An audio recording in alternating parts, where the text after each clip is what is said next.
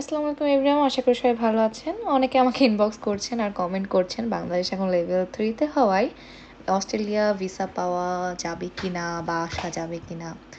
চাইলে আজ আমি একটা পুরো ক্লিয়ার করে বলবো। লেভেল 3 মানে হলো reconsider your need to travel.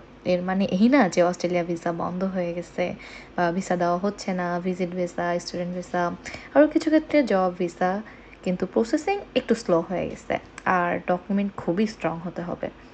অনেকে জিজ্ঞেস করেছেন ডিপ্লোমাতে ভিসা পাওয়া যাবে কি না। হ্যাঁ, ডিপ্লোমাতেও ভিসা পাওয়া যাবে, বাট খুবই রেয়ার কেস এটা।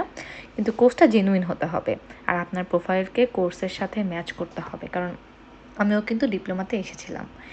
আর এখন আইএলস বা পিটি নিয়ে বড় আপডেট বলি, সেটা হলো 2026 সালের জন্য স্টুডেন্ট ভিসার জন্য সাধারণত আইএলটিএস ওভারঅল 6 লাগছে, আর 5.5-এর নিচে হলে সমস্যা হতে পারে। অনেক ইউনিভার্সিটি বা কোর্স আরও বেশি স্কোর চাইতে পারে, যেমন ব্যাচেলার বা মাস্টার্স প্রোগ্রামে সাধারণত IELTS 6.5 চাইতে পারে, আর কম্পিটিটিভ কোর্সগুলোও আরও বেশি হতে পারে।